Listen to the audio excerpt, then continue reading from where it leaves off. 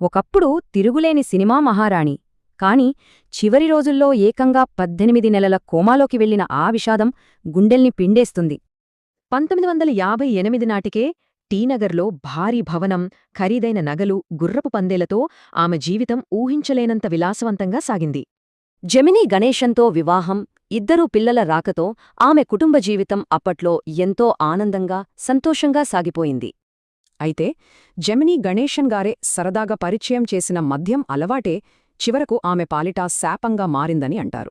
కేవలం 4 సంవత్సరాల వ్యవధిలోనే వృత్తిపరమైన, వ్యక్తిగత జీవితంలో వరుస విషాదాలు ఆమెను ఊపిరి ఆడనివ్వకుండా ఉక్కిరిబిక్కిరి చేశాయి. దర్శకత్వం, నిర్మాణ బాధ్యతలు చేపట్టడం జెమినీకి ఏమాత్రం నచ్చలేదు. తీవ్ర ఆర్థిక నష్టంతో పాటు వారి మధ్య పెను విభేదాలు తలెత్తాయి. ఇక్కడ గమనించాల్సిన విషయం, ప్రాప్తం సినిమా ఘోర పరాజయంతో సొంత ఇల్లు, ఆస్తులు సైతం అమ్ముకోవాల్సిన దుర్భర పరిస్థితి ఏర్పడింది. ఈ వరస కష్టాల సుడిగుండం ఆమెను మద్యానికి బానిసన చేసింది. ఫలితంగా ఆరోగ్యం, కెరీర్ రెండూ తీవ్ర పతనానికి దారితీశాయి. సెట్స్లో మద్యం లేకుంటే ఉండలేని పరిస్థితి.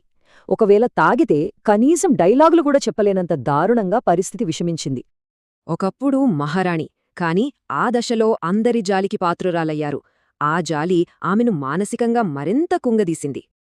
ఎదుగుతే కీర్తించే ఈ సమాజం కింద పడిపోతే ఎంత నిర్దాక్షిణ్యంగా వ్యవహరిస్తోందో ఈ చేదు నిజం మనకు సూటిగా చెబుతోంది. జీవితపు చివరి రోజుల్లో అత్యంత దారుణంగా ఏకంగా 18 నెలలపాటు ఆమె అపస్మారక స్థితిలోనే, అంటే కోమాలోనే ఉండిపోయారు. చివరగా డిసెంబర్ 26, 1981న కేవలం 46 ఏళ్ల వయసులోనే ఆ మహానటి కన్నుమూశారు. అలా ఒక మహాశకం ముగిసింది. ఇన్ని జరిగినా ఆమె అద్భుతమైన నటనా ప్రతిభ, హావభావాలు నేటి వర్ధమాన కళాకారులకు ఇప్పటికీ ఒక గొప్ప పాఠ్యాంశంలాంటివే.